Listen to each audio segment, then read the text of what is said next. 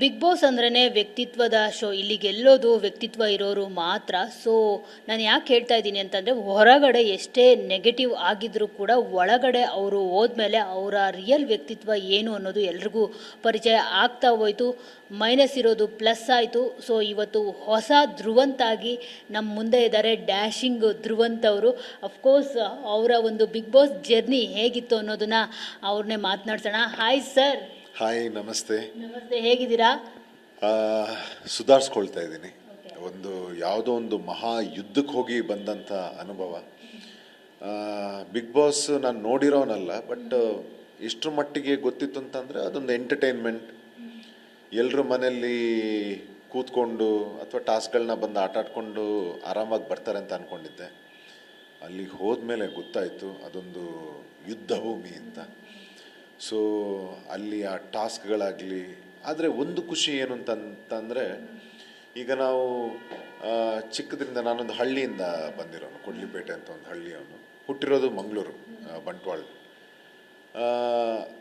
ನಮಗೆ ಒಂದು ನಾನು ಎಂಥ ಮನಸ್ಥಿತಿಯಲ್ಲಿದ್ದೆ ಅಂತಂದರೆ, ದೊಡ್ಡವನಾದಮೇಲೆ ನಾನು ಹೀಗೆ ಪ್ರೂವ್ ಮಾಡಬೇಕು, ನನ್ನ ಗುಣಗಳೇನಿದೆ, ನನ್ನ ವ್ಯಕ್ತಿತ್ವ ಏನಿದೆ ಅದನ್ನು ತೋರಿಸ್ಕೋಬೇಕು, ಅದಕ್ಕೊಂದು ದೊಡ್ಡ ವೇದಿಕೆ ಬರಬೇಕು. ದೊಡ್ಡ ದೊಡ್ಡ ಹೀರೋಗಳ ಫಿಲ್ಮ್ ಬರಬೇಕಾದ್ರೆ ನಾನು ತುಂಬ ಥ್ರಿಲ್ ಆಗ್ತದೆ, ನನ್ನ ಕಣ್ಣಲ್ಲೆಲ್ಲ ನೀರು ಬರ್ತಾಯಿತ್ತು. ಅಂಥ ಒಂದು ವೇದಿಕೆ ಸಿಕ್ತು. ಮತ್ತು ಹೌದು, ಲಾಸ್ಟ್ ಇಯರ್ ನನ್ನ ಜೊತೆ ಒಂದು ಇನ್ಸಿಡೆಂಟ್ ಆಗುತ್ತೆ.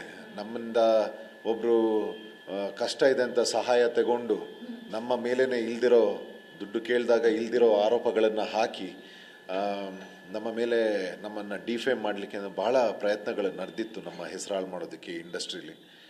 ಅದನ್ನೆಲ್ಲ ದಾಟಿ ಬಂದು ಈ Bigg Boss experience was extraordinarily amazing ಆಗಿತ್ತು.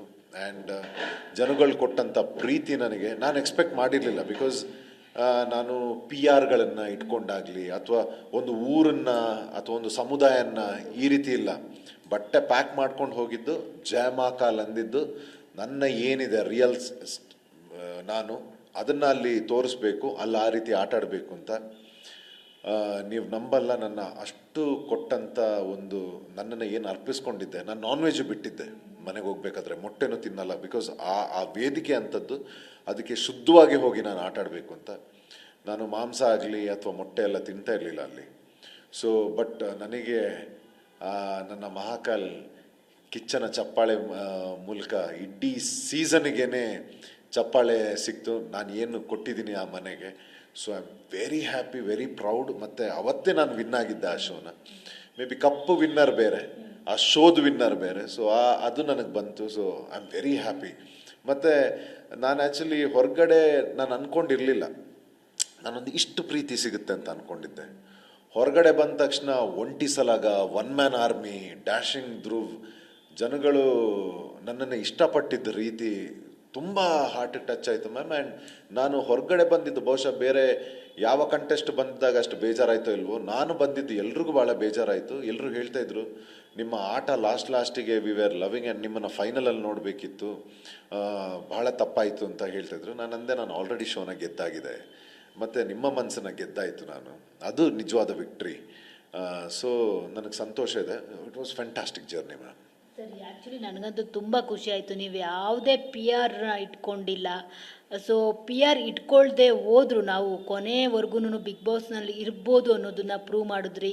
ನೆಕ್ಸ್ಟ್ ಬರೋ ಕಂಟೆಸ್ಟೆಂಟ್ಗಳಿಗೆ ನಾವು ಕರೆಕ್ಟಾಗಿ ಆಟ ಆಡಿದ್ರೆ ಯಾವ ಪಿ ಆರು ನೆಸೆಸಿಟಿ ಇಲ್ಲ, ದುಡ್ಡು ಖರ್ಚು ಮಾಡ್ಕೋಬೇಕಾಗಿದ್ದು ಇಲ್ಲವೇ ಇಲ್ಲ ಅನ್ನೋದನ್ನು ನೀವು ಪ್ರೂವ್ ಮಾಡಿ ತೋರಿಸಿದ್ರಿ. ನಿಜವಾಗ್ಲೂ ಖುಷಿ ಆಯಿತು.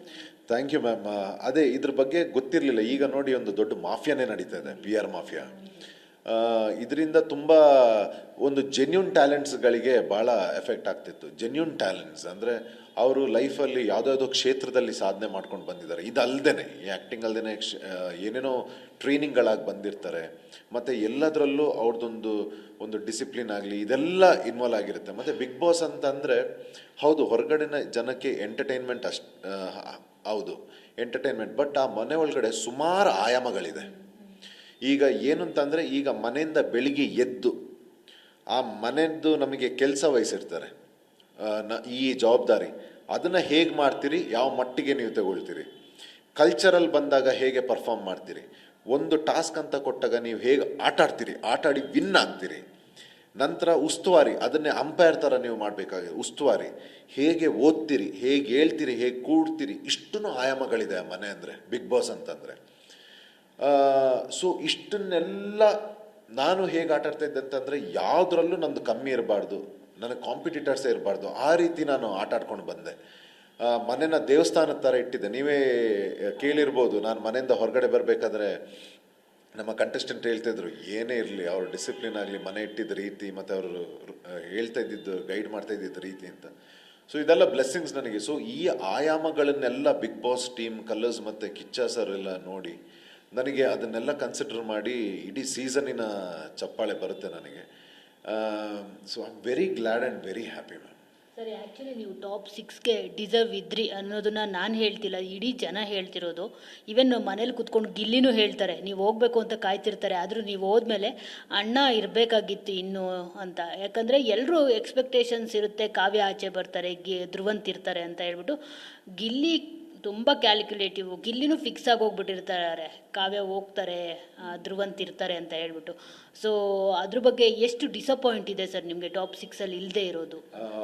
ತುಂಬ ಬೇಜಾರಿದೆ ಮ್ಯಾಮ್. ಅದು ಹಾಗಾಗಬಾರ್ದಿತ್ತು. ಯಾಕಂದರೆ ನಾವು ಇಲ್ಲಿಂದ 100% ಕೊಟ್ಟಿದ್ದೀವಿ ಆ ಮನೆಗೆ ಆಗಲಿ, ಆ ಕಾರ್ಯಕ್ರಮಕ್ಕೆ.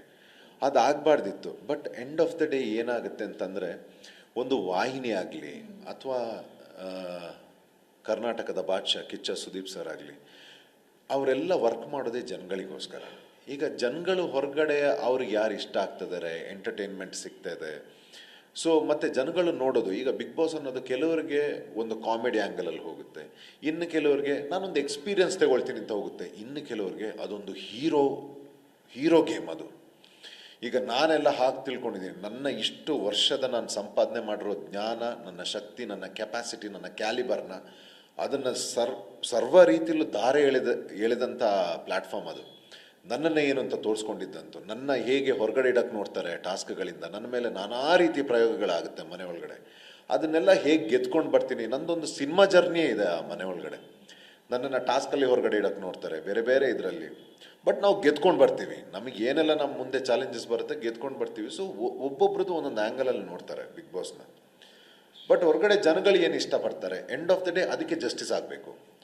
ನನಗೇನು ಬೇಜಾರಿಲ್ಲ, ಬೇಜಾರಿದೆ, ಈಗ ಆಗಬಾರ್ದಿತ್ತು, ನನ್ನ ಕೊಡುಗೆಯನ್ನು ನೀವು ತಗೊಂಡ್ರೆ ಬೇಜಾರಾಗುತ್ತೆ. But end of the day ನಾವೆಲ್ಲ ವರ್ಕ್ ಮಾಡೋದೇ ಜನಗಳಿಗೋಸ್ಕರ. ಎಲ್ಲೋ ಜನಗಳಿಗೆ ನನಗಿಂತ ಒಂದಿಷ್ಟು ಪರ್ಸೆಂಟ್ ಅವ್ರ ಮೇಲೆ ಏನೋ ಇಷ್ಟ ಆಯಿತು ಅಂತ ಅನಿಸುತ್ತೆ. ಸೊ ಹಾಗಾಗಿ ನನಗೆ ಅದ್ರ ಮೇಲೆ ಬೇಜಾರಿಲ್ಲ. ಗಿಲ್ಲಿ ಅವರಾಗಲಿ ಅಥವಾ ಯಾರು ರನ್ನರ್ ಅಪ್ ಆಗಿದ್ದಾರೆ, ಸೊ ಅವರ ಕೊಡುಗೆ ಏನಿದೆ ಜನಗಳಿಗೆ ಇಷ್ಟ ಆಗಿದೆ. ಸೊ ಜಸ್ಟಿಸ್ ಆಗಿದೆ, ಅದಕ್ಕೆ ಜನಗಳು ಫಸ್ಟ್, ವಾಹಿನಿ ಆಗಲಿ ಎಲ್ಲ ಕೆಲಸ ಮಾಡೋದವರಿಗೆ ಜಸ್ಟಿಸ್ ಆಗಿದೆ. ಅದ್ರ ಬಗ್ಗೆ ನನಗೆ ಭಾಳ ಇದಿದೆ. ಮತ್ತು ನಾನು ಗಿಲ್ಲಿ ಅವ್ರಿಗೆ ಅಭಿನಂದನೆಗಳನ್ನು ಹೇಳ್ತಿದ್ದೀನಿ, ಇದ್ರ ಮುಖಾಂತರ ವಿನ್ನರ್ ಆಗಿದ್ದೀರಿ. ಮತ್ತು ನೀವು ಪುಣ್ಯವಂತರು. ಭಾಳ ಕಮ್ಮಿ ಜನಕ್ಕೆ ಇಂಥ ಒಂದು ಜನ ಬೆಂಬಲ ಆಗಲಿ ಅಥವಾ ಪ್ರೀತಿ ಸಿಗೋದು. ತುಂಬ ಜವಾಬ್ದಾರಿಯಿಂದ ಉಳಿಸಿ ಬೆಳೆಸಿ ಅಂತ ನಾನು ಕೇಳ್ಕೊತೀನಿ. ಮತ್ತು ನೀವು ಹೇಳಿದ್ರಿ ಪಿ ಆರ್ ಈಗ ಮುಂಚೆ ಪಿ ಆರ್ ಬೇರೆ ಇತ್ತು, ಈಗ ಪಿ ಆರ್ ಮಾಫಿಯಾ ಶುರು ಆಗಿದೆ. ಮತ್ತು ಜನಗಳಿಗೂ ಹೇಳ್ತೀನಿ, ಇದು ನಮ್ಮ ಕರ್ನಾಟಕದ ಕಲ್ಚರ್ ಅಲ್ಲ. ದಯವಿಟ್ಟು ಇದನ್ನು ಕೇಳಿ. ನೀವೆಲ್ಲ ಒಂದು ಪ್ರತಿಭೆನ ಇಷ್ಟಪಟ್ಟು ಯಾವ ರೀತಿ ಬೆಳೆಸ್ತಾ ಇದ್ದೀರಿ ಅದ್ರ ಬಗ್ಗೆ ಭಾಳ ಗರ್ವ ಮತ್ತು ಭಾಳ ಹೆಮ್ಮೆ ಇದೆ. ಆ ಪ್ರತಿಭೆನ ಹೇಗೆ ಬೆಳೆಸ್ತಾ ಇದ್ದೀರೋ ಅದ್ರ ಬಗ್ಗೆ ಸಂತೋಷ ಇದೆ. ಬೇರೆ ಪ್ರತಿಭೆಗಳನ್ನು ಆಡ್ಕೊಳ್ಳೋದು, ಅವ್ರಿಗೆ ಮನಸ್ಸಿಗೆ ನೋವು ಆಗೋ ಹಾಗೆ ಮಾತಾಡೋದು ಮಾಡಬೇಡಿ. ಯಾಕಂದರೆ ಅವರು ಒಂದು ಬೇರೆ ಮನೆದು ಮಕ್ಕಳಾಗಿರ್ತಾರೆ, ಅವರು ಕಷ್ಟಪಟ್ಟು ಬಂದಿರ್ತಾರೆ, ಅವ್ರಿಗೆ ನೋವಾಗುತ್ತೆ. ನೀವು ಯಾರನ್ನ ಬೆಳೆಸ್ತೀರಿ ಬೆಳೆಸಿ, ಯಾರಿಗೆ ನೀವು ಒಂದು ಮೇಲೆ ತಗೊಂಡು ಹೋಗಬೇಕು ಅಂತ ಬಯಸ್ತೀರಿ ತಗೊಂಡು ಹೋಗಿ. ಬಟ್ ಬೇರೆಯವ್ರನ್ನ ತುಳಿಯೋದು ಭಾಳ ತಪ್ಪು ತಮ್ಮ ಮಾತುಗಳಿಂದ.